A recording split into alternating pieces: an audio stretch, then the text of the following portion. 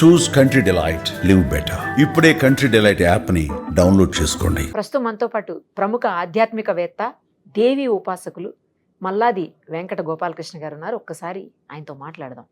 నమస్తే అండి. నమస్కారం అమ్మా. మీరు దేవి ఉపాసకులు కూడా.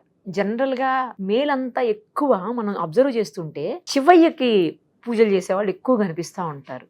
దేవి ఉపాసకులు ఎక్కువ ఆడవాళ్ళు ఉంటారేమో అనిపిస్తుంది. కానీ మీరు దేవి ఉపాసకులుగా చాలా సంవత్సరాలుగా ఉన్నారు. దీన్ని ఎలా చెప్పాలంటే మొత్తం గురుమండల స్వరూపిణి అమ్మవారు, ఓకే, లలితా పరమేశ్వరి. ఆ యొక్క పరంపరలో ఇప్పుడు మనకి ప్రధానమంత్రి గారు ఉన్నారు, కింద మినిస్టర్లు ఉంటారు, వాళ్ళ కింద బ్యూరోక్రాట్స్ ఉంటారు. ఇలా ఏవైతే ఉన్నాయో ఇవన్నీ వివిధ రకాల ఫ్రీక్వెన్సీలు అనమాట. మన సనాతన హైందవ ధర్మంలో ఉన్న గొప్పతనం ఏంటంటే ఏ విధానంలో ఎక్కడ మనం ఎటువంటి ఉపాసన చేసినా, కనీసం మనం నోటితో తలుచుకున్న మనం ఉద్ధరింపబడే విధంగా తీర్చిదిద్దబడినటువంటి గొప్ప ధర్మం మన సనాతన ధర్మం. ఇటువంటి అవకాశం ఒక్క సనాతన ధర్మంలో మాత్రమే ఉంది. మిగతా ధర్మాలన్నీ దీంట్లోంచి పుట్టినవే. ఇవన్నీ రకరకాల ఫ్రీక్వెన్సీలు. మన భావన అంటే మనం ఏ క్షణాన కూడా ఏది మిస్ కాకూడదు. మీకు శివుడు అంటే ఇష్టం, నాకు అమ్మవారు అంటే ఇష్టం, ఇంకొక ఆయనకి ఏడుకొండల వాడు అంటే ఇష్టం. మనం ఏ రూపాన్ని మనసులో పరిపూర్ణంగా భావన చేసి ఇంకించుకొని మనకిష్టమైన పని అయితే వెంటనే చేస్తాం కదా. ఇప్పుడు మన ఇంట్లో చిన్న పిల్లలు కూడా ఉన్నారు. పిల్లవాడికి నాన్న ఇది చేసుకురా అంటే వాడికి ఇష్టమైతే వెంటనే చేస్తాడు. కరెక్ట్. అది లేదు మొహమాటం, ఇబ్బందిగా, అమ్మ చేయమని చెప్పింది కాబట్టి నేను చేయాలి అనుకుంటే అయిష్టంగానే చేస్తాడు. అలాగా ఇష్టత మనకి పరిపూర్ణంగా కలగడానికి ఈ ఫ్రీక్వెన్సీలు, ఈ రూపాలు, ఈ భావనలు అన్నీ పెట్టారు తప్ప మొత్తంగా అన్ని స్వరూపాలు ఒక్కటే. అక్కడికి మనం రీచ్ కావడానికి ఇవన్నీ మార్గాలు. ఎవరికి ఇష్టమైన రూపాలని వాళ్ళు ఆరాధిస్తారు. నా సిద్ధాంతం ఏంటంటే పునరపి జననం పునరపి మరణం పునరపి జనని జఠరే శయనం ఇహ సంసారే బహుదుస్తారే పరయ కృపయా పారే పాహిమురారే అని ఆదిశంకర్లు చెప్పినట్టుగా మళ్ళీ పుట్టడం, మళ్ళీ పోవడం, మళ్ళీ పుట్టడం, మళ్ళీ పోవడం, ఈ సర్కిల్ ఏదైతే ఉందో దీన్ని బ్రేక్ చేసి శాశ్వతంగా అమ్మలో కలిసిపోవాలనేటువంటి సంకల్పం నాది. కనుక నేను అమ్మని ఆరాధిస్తూ ఉంటాను. చిన్నతనం నుంచి అంతే. మా కులదైవం ఏడుకొండలవాడు. ఓకే. అయితే నాకు ఆ ఏడుకొండలవాడికి అమ్మవారికి డిఫరెన్స్ తెలియదు. I don't find. ఇప్పుడు మన ఇంట్లో అమ్మ ఉంది, నాన్న ఉంది. అమ్మ వేరు, నాన్న వేరు అని మనం అనుకుంటామా? ఇద్దరిని ఒక్కటిగానే చూస్తాం. ఇద్దరు కాదు, ఒక్కళ్ళే. అదే విధంగా నాకు అన్ని రూపాలు చిట్ట చివరికల్లా మనం చేరుకోవాల్సింది ఏంటంటే నిర్గుణ, నిర్వికార, నిర్విశేష, శుద్ధ బుద్ధ పరమాత్మ దగ్గరికి చేరుకోవాలి. ఆ స్వరూపాన్ని మనం దర్శించుకోవాలి.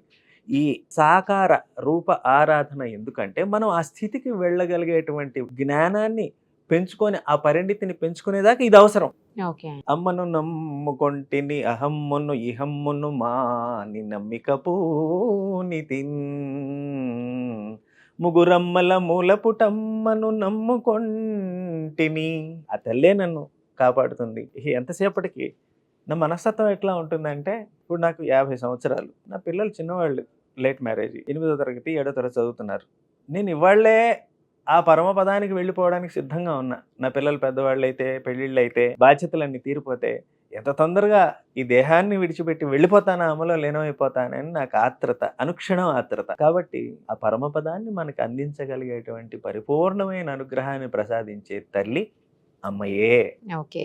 శ్రావణ మాసం, అందులోనూ శ్రావణ శుక్రవారం రాబోతోంది త్వరలో. ప్రత్యేకించి ఎలాంటి పూజ చేస్తే లక్ష్మీదేవి అనుగ్రహానికి పాత్రులవుతాం? శ్రావణ మాసంలో లక్ష్మీ ఆరాధన ప్రశస్తంగా చెప్పబడింది. లక్ష్మి అంటే మనల్ని లక్ష్యం దిశగా తీసుకెళ్లేటువంటి దేవత. ఒక టార్గెట్ పెట్టుకున్నాం, దానికి రీచ్ కావాలి.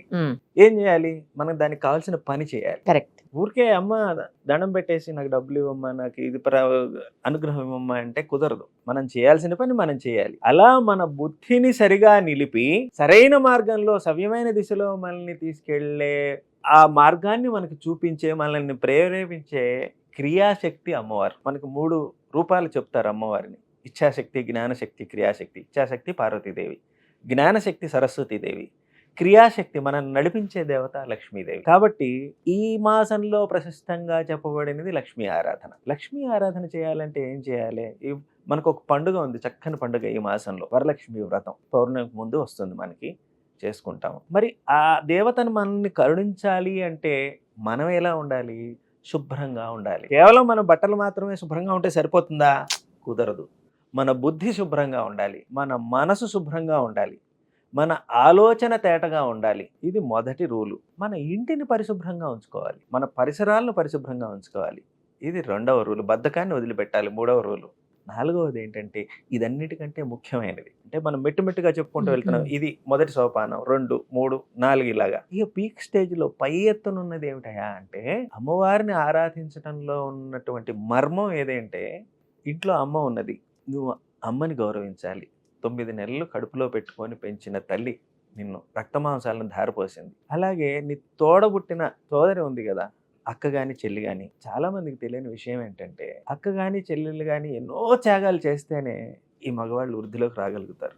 ఓ మగపిల్లవాడు ఉన్నాడు, నానా నేను సైన్స్ అదేదో ప్రాజెక్ట్ ఉంది, దానికి 5,000 కట్టాలి, కట్టు అంటాడు. అదే ఇంట్లో ఉన్న ఆడపిల్ల తండ్రి మనసు అర్థం చేసుకొని చెప్పకపోయినా, నాన్న కాస్త డబ్బులు నీకు ఇబ్బందిగా ఉన్నాయి అన్నావు కదా, పేరు ఏమని అడిగారు, నాకు ఇప్పుడు ఇంట్రెస్ట్ లేదండి అని చెప్పానంటుంది. అది ఆడపిల్ల యొక్క ఔన్నత్యం. అట్లనే భార్య ఉన్నది, భార్యామూలం తరిష్యత అని చెప్పారు. నీ తల్లి నిన్ను 9 నెలలు కడుపులో పెట్టుకొని మోసి కాపాడి పెంచింది, 25 ఏళ్ళు మాత్రమే పెంచింది. నీ ఆజీవన పర్యంతం చివరి క్షణం వరకు నువ్వు ఏ స్థితిలో ఉన్నా కనిపెట్టుకొని ఉండి నిన్ను కాపాడే దేవత భార్య. ఈ మనిషి మగవాడు ఎప్పుడైతే వీళ్ళందరినీ గౌరవిస్తాడు, ముఖ్యంగా ఇల్లాలు అంటే ఏంటి, గృహలక్ష్మి. ఆ ఇంటికి లక్ష్మీదేవత, ఆవిడే స్వరూపం నీ కళ్ళెదురకుండా కనపడుతున్నది. నువ్వు ఈ తల్లిని, చెల్లిని, కూతుర్ని, భార్యని ఎప్పుడు గౌరవించగలుగుతావో అప్పుడు నీకు లక్ష్మీ కటాక్షం ఉంటుంది. గౌరవించలేని నాడు నీ చుట్టూ ఉన్న స్త్రీమూర్తులు కూడా ఉన్నారు కదా, ఇప్పుడు నువ్వు నా ఎదురుకుండా ఉన్నావు తల్లి, నువ్వు అమ్మవారి స్వరూపమే నేను భావన చేస్తా, పరిపూర్ణంగా చేస్తా. అలా మన ఎదురుకుండా ఉన్న స్త్రీమూర్తిని గౌరవించగలిగే ఔన్నత్యం కలిగిన నాడు సాధకుడికి అడుగు ముందుకు పడుతుంది. కాబట్టి ఈ నెలలో వరలక్ష్మి వ్రతం చేసుకోవడం అనేది పౌర్ణమి ముందు వచ్చే ఆ పండుగ రోజున చేసుకుంటారు కొంతమంది. వీలు కాని వాళ్ళు, ఉద్యోగాలు చేసేవాళ్ళు శుక్రవారం, 4 శుక్రవారాలు ఏదో శుక్రవారం చేసుకుంటారు. ఈ చేసుకోవడంలో ఉన్న అంతరార్థం ఏంటంటే, లక్ష్మీ ఆరాధనలో ఉన్న అంతరార్థం ఏంటంటే, ఆ విగ్రహాన్ని, ఆ ఫోటోని నీవు ఏదైతే కొలుస్తున్నావో ఆ తల్లి నీ ఎదురుగా ఉన్నటువంటి తల్లి రూపంలో ఉన్నదనేటువంటి పరమార్థాన్ని నీవు గ్రహించడమే. మన పెద్దవాళ్ళన్నీ విధి విధానాలను ఊరికినే ఏర్పాటు చేయలేదు. ఇప్పుడు అంతా సైంటిస్టులు అయినా అది కనిపెట్టా ఇది కనిపెట్టా అంటున్నారు, కానీ మనకు అసలు సైంటిస్టులు ఎవరా అంటే మన మహర్షులు, సప్తర్షులు. వాళ్ళు కనిపెట్టిన దాన్ని వీళ్ళు మళ్ళీ తిరగరాసి నేను కనిపెట్టేసా అని చెబుతున్నారు అంతే. భరద్వాజ మహర్షి వైమానిక శాస్త్రం రాశాడు, అందులో విమానాలు ఉన్నాయి, పుష్పక విమానాలు ఉన్నాయి, శ్రీలంకలో దొరుకుతున్నాయి, అవన్నీ మనం వింటున్నాం కదా వార్తల్లో.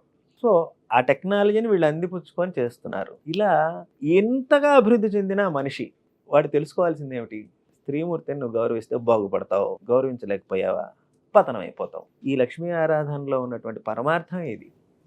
ఈ సత్యాన్ని తెలుసుకుంటే నువ్వు దినదినాభివృద్ధి చెందుతావు. జనరల్ గా వరలక్ష్మి వ్రతం ఆడవాళ్లే చేస్తుంటారు, మగవాళ్ళు కూడా చేయొచ్చా? ఎందుకు చేయకూడదు? ఏమో మీరే చెప్పాలి.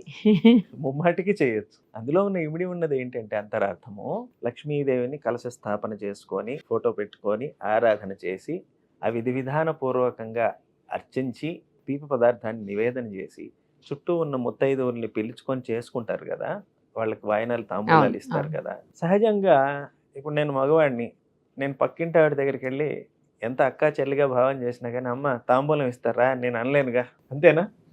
అదే నా భార్య ఉన్నది, ఆవిడ వదిన గారు, తెలుగు నేల మీద మీరు చూసుంటారు, గమనించి ఉంటారు, పక్కింటి వాళ్ళని అక్క చెల్లి అని పిలవరు, వదిన అని పిలుస్తారు.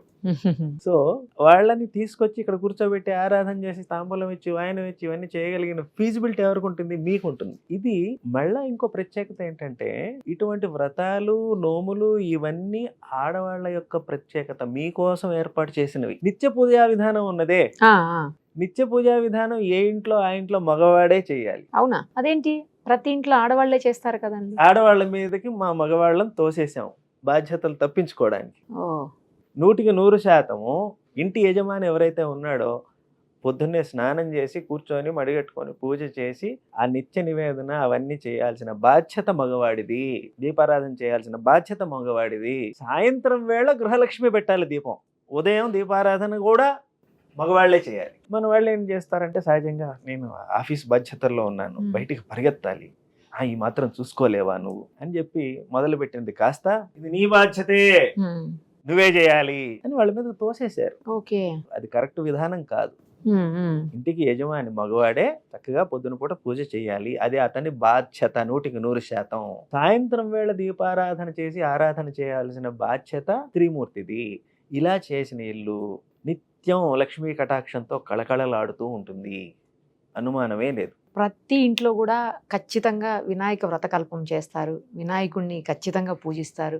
అదే ఫస్ట్ పూజగా కూడా భావిస్తూ ఉంటారు. అక్కడి నుంచే మనకు అన్ని కార్యక్రమాలు మొదలవుతుంటాయి. అవును తల్లి. ఏ ఇంట్లో అయితే చెయ్యరో వినాయక వ్రతకల్పం కానీ లేకపోతే వినాయక చవితిని కానీ ఆ ఇంటికి కలిసి రాదు అని అంటారు. అది నిజమా అండి అసలు? అవును. ఎందువల్లనంటే ఆ ఒక్కొక్క పరమార్థాన్ని మనం గ్రహించడానికి ఒక్కొక్క దేవతను ఏర్పాటు చేశారు కదా. సో మనం ఏదైనా పని మొదలు పెట్టినప్పుడు అనేక రకాల ఆటంకాలు వస్తూ ఉంటాయి, విఘ్నాలు కలుగుతూ ఉంటాయి. ఈ విఘ్నాలకి అధిపతిని ఒకళ్ళని పెట్టి వాళ్ళని పూజిస్తే ఎటువంటి ఆటంకాలు మనకి రాకుండా ఉండేటువంటి సైంటిఫిక్ అప్రోచ్ని మన పెద్దలు మనకు ఏర్పాటు చేశారు, మహర్షులు, దేవతలు, వీళ్ళందరూ. ఆ వినాయకుడిని విఘ్న వినాశకుడు అంటారు వినాయకుడిని. ఆయన్ని ఆరాధన చేయడం వల్ల మనకి ఎటువంటి విఘ్నాలు లేకుండా వెళుతూ ఉంటాయి. ఈ వినాయకుడిని ఆరాధన చేయడంలో ఉన్నటువంటి అసలు పరమార్థం ఏంటంటే మూలాధార చక్రాన్ని బలోపేతం చేసుకోవడం. మనం ఇలా కుర్చీలో కూర్చున్నాం, ఈ కుర్చీ స్థిరంగా ఉంటే మనం హాయిగా కూర్చున్నామా లేదా? సో ఈ షట్చక్రాలలో మూలాధారం నుంచి మొదలు పెట్టుకొని సహస్రారం వరకు కుండలిని శక్తి మన వెన్నెముక వెన్ను పాము వెన్నులో కుండలిని శక్తి నిబడీకృతమై ఉంటుంది. మనం చేసేటువంటి సాధన ద్వారా ఇది మేల్కొని శక్తి ఇలా ప్రవహిస్తూ ఒక్కొక్క చక్రం నుంచి ఒక్కొక్క చక్రానికి ఇలా వెళుతూ సహస్రారం దాకా వస్తే ఇక ఆ వ్యక్తి పరిణతి చెందినట్టు. సహస్రారం దాకా వచ్చిన సాధకుడికి కుండలిని శక్తి భూత భవిష్యత్ వర్తమాన కాలాలన్నీ తెలుస్తూ ఉంటాయి. వాటన్నిటికీ అతీతం అయిపోతాడు. చిన్న చిన్న విషయాలను ఆయన అసలు పట్టించుకోవడం మానేస్తాడు. ఆధునిక కాలంలో ఏం జరుగుతుందంటే అక్కడ దాకా అనాహతం దాకా వచ్చిన వాళ్ళకి ముందు భవిష్యత్ ఏంటో కొంత తెలుస్తూ ఉంటుంది, జరగబోతుంది అని. దీన్ని వీళ్ళు ఏం చేస్తారంటే వ్యాపారం కింద మొదలు పెట్టేస్తారు. ప్రతి వాళ్ళకి చెప్పడం, ఈ జాతకాలు చెప్పేవాళ్ళు వీళ్ళు ఉంటారు కదా, వాళ్ళు తప్పు పట్టడం కాదు సుమి, సహజంగా దాన్ని అలా చేసుకొని ప్రపంచానికి సంబంధించిన విషయాల్లోకి వాళ్ళు ఎప్పుడైతే పడతారో ఊర్ధ్వముఖంగా ప్రయాణించిన కుండలి అధోముఖానికి మళ్ళీ చిన్నగా పడిపోతూ ఉంటుంది. 0 నుంచి మొదలు పెట్టాం, ₹1 నుంచి 10 కోట్ల దాకా వెళ్ళాం. మళ్ళీ ఖర్చు పెట్టి విచ్చలవిడి ఖర్చు పెడితే తగ్గుతుందా? తగ్గదా? అట్లానే ఈ సాధనా శక్తి పుణ్యం కూడా దాన్ని జాగ్రత్తగా పట్టుకొని నిలుపుకోవాలి. ఆ నిలుపుకునే శక్తి చాలా మందికి ఉండదు. గురువు అనుగ్రహంతోనే నేను ఇంత దూరం వచ్చాను, పరమాత్మ అనుగ్రహంతోనే నేను ఇంత దూరం వచ్చాను అనేటువంటి నిజాన్ని సాధకుడు ఆ పైకి ఊర్ధ్వ ముఖంగా కుండలిని శక్తి ప్రయాణం చేసినప్పుడు ఒక దశలో మర్చిపోయినప్పుడు ఏమవుతుంది? ఆటోమేటిక్గా పడిపోతాడు. ప్రాపంచిక విషయాల పట్ల ఆకర్షణ పెంచుకుంటాడు, నేను గొప్పవాడిని అనేసుకుంటాడు. దేహో దేవాలయో ప్రోక్తో జీవో దేవ సనాతన. ఈ దేహమే మన దేవాలయం, ఇందులో ఉన్న జీవుడే పరమాత్మ అని మనం చెప్పుకుంటూ ఉన్నాం కదా ప్రమాణపూర్వకంగా. మరి ఉన్నప్పుడు అనుక్షణం నీకు గుర్తుండాలి, ప్రతి క్షణము నువ్వు ఈ విషయాన్ని గుర్తు చేసుకుంటూ ఉండాలి. నేను అనేది ఆత్మ. మన బుద్ధి ఏం చేస్తుంది? మనకి ఏది మంచిదో అదే చెబుతూ ఉంటుంది. మనసు ఏం చేస్తుంది? ప్రాపంచిక ఆకర్షణల పట్ల మనల్ని లాగుతూ ఉంటుంది. ఇది నాకు ఇష్టం, ఇది నేను చేయాలి అని. ఇదంతా మనం అక్యూములేట్ చేసుకున్న ప్రపంచం నుంచి అక్యూములేట్ చేసుకున్న ఇన్ఫర్మేషన్ అంతా ఎక్కడికి చేరుతుంది? చిత్తంలోకి వెళ్తుంది. చిత్తంలోంచి మనసేమో నాకు ఈ సుఖాలు కావాలి, భోగాలు కావాలి, ఇవి కావాలి, అవి కావాలని ఇటువైపు లాగుతూ ఉంటుంది. బుద్ధేమో ఇవన్నీ పనికిరానివి నాయన, నశించిపోయేవే. ఈ కుర్చీ ఎన్నాళ్ళు ఉంటుంది? కొన్ని సంవత్సరాలే ఉంటుంది, తర్వాత దీన్ని రీప్లేస్ చేయాల్సిందే. అంతే, మన దేహం కూడా అంతే. కానీ మన జ్ఞానం అలా కాదు కదా, శాశ్వతం కదా. అన్నీ నువ్వే తల్లి. రవిశ్చతే చంద్రమాశ్చతే తారకాశ్చతే జలంచతే తేజశ్చతే వాయుశ్చతే వ్యోమచతే శబ్దశ్చతే స్పర్శశ్చతే త్వక్చతే క్షచక్షుతే ప్రాణశ్చతే పానశ్చతే బుధానశ్చతే సమానశ్చతే దేవదత్తశ్చతే ధనుంజయశ్చతే భూతాత్మా తే చ ఆత్మా చతే అంతరాత్మా చతే. అన్ని ఫలానా నీవే తల్లి అనేటువంటి పరిపక్వత. అది ఎందుకు చెప్పారు మనకి? ఆ మంత్రం, ఆ స్తోత్రం ఎందుకు చెప్పారు? కనీసం మనం తెలుసుకుంటామని. అందుకని ఈ మంత్రాలు, స్తోత్రాలు. ఇలాగా ఆధునిక యుగంలో మనిషిని ఉద్ధరించడానికి కూడా కొంతమంది ప్రయత్నం చేశారు, గొప్ప గురువులు. అంటే ఈ ప్రపంచాన్ని సునామీ వచ్చింది, చాలామంది వెళ్ళిపోయినారు. మానసికంగా బలహీనంగా ఉన్నవాళ్ళు వెళ్ళిపోతారు. ఫిట్టెస్ట్ ఆఫ్ ది సర్వైవల్ సూత్రం ఉంది కదా మనకి. మానసికంగా స్ట్రాంగ్గా ఉన్నవాళ్ళు నిలబడతారు. కరోనా వచ్చింది, మానసికంగా భయపడ్డ వాళ్ళు వాళ్ళు దేహదారుఢ్యం ఎంతైనా ఉండొచ్చు, ఆరోగ్యం ఎంతైనా ఉండొచ్చు, మానసికంగా భయపడగానే పైన వాళ్ళు వెళ్ళిపోయినారు. ఉమ్. అంటే వెళ్ళిపోవడం అంటే మళ్ళీ వాళ్ళు ఇంకో రకమని కాదు, మళ్ళా వెళ్ళి ఈ దేహాన్ని విడిచిపెట్టి పైకి వెళ్ళి మరి కొంత బలాన్ని పుంజుకొని మళ్ళీ బలంగా పుడతారు. చనిపోయిన ప్రతి ఒక్కరు పుట్టే తీరుతారండి ఖచ్చితంగా. ఈ చెప్పా కదా, ఈ జనన మరణ చక్రాన్ని నుంచి నువ్వు తప్పించుకోవాలి అంటే నీ సాధన బట్టి, నీ యోగ్యత బట్టి, నీ గురువు అనుగ్రహం బట్టి. అమ్మవారు గురుమండల స్వరూపిణి, ఉమ్. ఒక్కొక్కళ్ళకి ఒక పోర్ట్ఫోలియో అప్పచెప్పింది. ఆయన మనం దండం పెట్టినా ప్రతిరోజు ఉదయిస్తాడు, అవును మనం పెట్టడం మానేసినా ఉదయిస్తాడు. అవును. పెట్టమని ఎందుకు చెప్పారు దండం? నువ్వు వెళ్ళి ఎండలో నుంచుంటే ఆ జీవశక్తి, నీ జీవక్రియను ఉద్ధరించేటువంటి ఆ శక్తిని, ఎనర్జీని నువ్వు తీసుకోగలుగుతావు అని ఉద్దేశించి సైంటిఫిక్ రీజన్. సైంటిఫిక్ రీజన్ మనకి ఏర్పాటు చేశారు. సంధ్యావందనం ఏమిటి? అర్ఘ్యప్రదానం ఏమిటి? సూర్యుడికి ఆ సూర్య కాంతిలో 7 కిరణాలు ఉంటాయి. ఓకే. మనం ఇలా నీళ్ళని వదిలిపెట్టేటప్పుడు ఆ నీళ్ళలో ఇవి పడి ప్రతిఫలించి పరావర్తనం చెంది వాటిలోంచి మనకు వచ్చే ఎనర్జీని మనం ఓ, గ్రహించగలిగితే ఓకే. ఇది జీవశక్తిగా మనల్ని ఉద్ధరిస్తుంది. మనం ఏం చేస్తాం? ఆ ఒక్క పని చేయం, అంతే కదా. అవును. ఉదయాస్తమాన సంధ్యలు అన్నారు. ఉదయం సూర్యోదయం జరగడానికి ముందు, సాయంత్రం సూర్యుడు అస్తమించడానికి ముందు చాలా శక్తివంతమైనటువంటి సమయాలు ఇవి. ఓకే. అందువల్లనే మీరు ప్రపంచంలో చూడండి, బాగా వృద్ధిలోకి వచ్చిన వాళ్ళు ఏ పూజ చేసినా, పునస్కారం చేసినా, చేయకపోయినా తెల్లవారుజామున లేస్తారు. లేస్తారు. అవును. ఉదాహరణకి ఎన్టీ రామారావు గారు. అవును. 3:30 గంటలకు 3:30, లేచి ఆ. కూర్చునేవాడు ఆయన. అంటే ఆ సమయాల్లో ఇంకా ఇప్పటికీ చాలా మంది ఉన్నారండి 3:30కి లేచేవాళ్ళు. ఉన్నారు. భగవంతుడి దయ వల్ల ఇవాళ నేను కూడా 3:30కి లేచాను. చెప్పాను కదా మీకు చాలా మందే ఉంటారు అని. ఎందువల్లంటే ఇవాళ మాస్టర్ సివివి గారి పుట్టినరోజు, మా గురుదేవులు వారు. ఆ పుట్టినరోజు వేడుకల్లో పాల్గొనడానికి నేను 3:30కి లేవాల్సి వచ్చింది. నేను పడుకుంది 3 గంటలకి, అరగంట నిద్రపోయా రాత్రి. అయ్యో. సరే వెళ్ళాను. అక్కడికి వెళ్ళి కూర్చుంటే ఎంత ఆనందం, పరమానందం, మహదానందం. మాస్టర్ సివి గారు ఎవరంటే ఆధునిక యుగానికి అనుగుణంగా యోగ ప్రక్రియని సైంటిఫిక్గా చాలా సులభంగా మార్చినటువంటి మహానుభావులు. గురువు అన్నమాట. గురువు. యోగా. ఓకే. యోగము అనాలి దాన్ని, యోగా కాదు. మనం ఇప్పుడు ఆధునిక కాలంలో యోగా అంటున్నాం. అసలైతే యోగము. యోగము అనాలి పూర్తిగా. ఆ శబ్దం యోగము అనాలి. యోగం అంటే ఏంటి? ఉద్ధరింపబడడం. మనం అది కేవలం ఆసనాలు వేస్తేనే, అందులో వినోమాలు చేస్తే ఎంత అయిపోతుందా? కాదు. జీవి మొత్తంగా ఉద్ధరింపబడాలి. ఆ శక్తిని నువ్వు గ్రహించాలి. ఎక్కడి నుంచి గ్రహించాలి? ప్రకృతి నుంచి గ్రహించాలి, పంచభూతాల నుంచి గ్రహించాలి, సూర్య భగవానుడు ప్రత్యక్ష నారాయణుడు ఆయన నుంచి గ్రహించాలి. ఆ 7 కిరణాల్లో మొదటి కిరణం ఏదైతే ఉన్నదో అది చేయాల్సిన డ్యూటీని నిర్వర్తించే బాధ్యత అగస్త్య మహర్షి తీసుకున్నాడు. ఓకే. అగస్త్య మహర్షి పేరు వినుంటారు కదా. మనకి ఎంతో జ్ఞానాన్ని, మనం ఉద్ధరింపబడే కార్యక్రమాలన్నీ, మంత్రాలు, తంత్రాలతో సహా అన్నీ ఆయన మనకి ప్రపంచానికి ఇచ్చి వెళ్ళారు. అందుకనే చెప్పింది నేను, మన మహర్షులు సైంటిస్టులు. ఈ ఉపకరణాలు లేకుండా మనకి ఇవన్నీ ఏర్పాటు చేసి వెళ్ళారు. ఆ అగస్త్య మహర్షి యొక్క అంశతో జన్మించిన వారే మాస్టర్ సివి. ఆయన ఏం చేశారు? సంస్కృతంలో మంత్రం ఉంటుంది కదా, బీజాక్షరాలు ఉంటాయి కదా, దానికి ఒక శక్తి ఉంటుంది.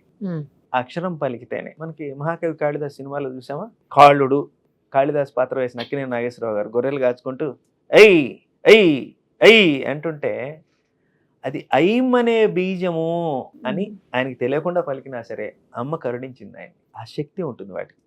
అలా ఇంగ్లీషు అక్షరాలకి కూడా ఆ శక్తిని కలిగించడానికి కొంత ప్రయత్నం జరిగింది. ఆ ప్రయత్నంలో ఒకే ఒక్క చిన్న ఇంగ్లీష్ మంత్రం ఏమిటంటే, మాస్టర్ సివి గారు నమస్కారం మాస్టర్ సివివి అంతే. ఉదయం 6 గంటలకు కూర్చో, నువ్వు ఇవాళ నుంచి చెప్పాను నేను, సాయంత్రం 6 గంటలకు కూర్చో. కరెక్ట్గా ఆ సమయంలో ప్రపంచాన్ని మొత్తం మర్చిపోయి, నన్ను మీకు హ్యాండ్ ఓవర్ చేశాను, మీరేం చేస్తారో నాకు తెలియదు, అంతా మీ చేతుల్లో పెట్టాను, మీరు మార్గం చూపించండి అంటే విశ్వవ్యాప్తంగా ఎవరెవరైతే ఆ సమయంలో కూర్చుంటారో ఆ చైతన్యాన్ని వాళ్ళలో మేలుకొల్పే బాధ్యతను వారు తీసుకున్నారు. మనం ఏం చేయక్కర్లేక. ఓకే. ఉదయం 6 గంటలు, సాయంత్రం 6 గంటలు. ఎంతసేపు? నమస్కారం మాస్టర్ సివివి అని చెప్పడానికి ఎన్ని సెకండ్లు పట్టింది మనకి? అలా 3 సార్లు చెప్పి స్థిరంగా మనసులోనే, ఇక్కడ ఈ స్థానంలో అనాహతం దగ్గర కానీ, పాలం దగ్గర కానీ, భ్రూమధ్యం అంటారు, ఇది నాసాగ్రము అంటారు. చాలామంది నాసాగ్రం అంటే ఇక్కడ అనుకుంటారు, కాదు ఇక్కడ. సందర్భాన్ని బట్టి ఉంటుంది. ఇప్పుడు కృష్ణుడి నాసాగ్రే నవమౌక్తికం అని చెప్పినప్పుడేమో ఇక్కడ ఇక్కడ బుల్లాకలాగా ఉంటుంది కదా ఆయన. ఇక్కడ యోగ సాధన రహస్యాల్లో భాగంగా మాట్లాడుకునేటప్పుడు ఇది చివరా, ఇది చివరే కదా. అవును. సో అక్కడ భావన చేసి కూర్చుంటే నువ్వేం చేయక్కర్లా. ఆ క్లెన్జింగ్ ప్రాసెస్ ఏదైతే ఉందో, క్లీనింగ్ ప్రాసెస్ అంతా నేను చేస్తా ఆ టైంలో అని చెప్పినటువంటి మహానుభావులు ఆయన.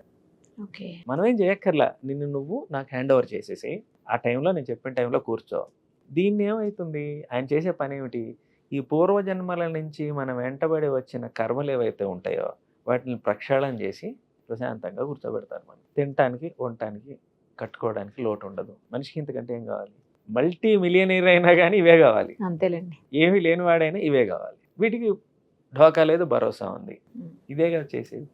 కాబట్టి ఇవాళ అనుకోకుండా మనము మాస్టర్ సివి గారి పుట్టినరోజు సందర్భంగా ఈ ఆధ్యాత్మిక విషయాలను మాట్లాడుకోవడం కూడా ఒక విధంగా ఆ గురుమండలం యొక్క అనుగ్రహమే అని నేను భావన చేస్తూ ఉన్నాను. థ్యాంక్ యూ అండి, చాలా విషయాలు షేర్ చేశారు. Thank you so much. మళ్ళీ మీరు తర్వాత సమయం ఇస్తే మరికొన్ని విషయాల మీద మాట్లాడదాం. అలాగే, thank you so much. Suman టీవీలో మీ పర్సనల్ అండ్ బిజినెస్ ప్రమోషన్స్ కోసం కింది నెంబర్కి కాంటాక్ట్ చేయండి.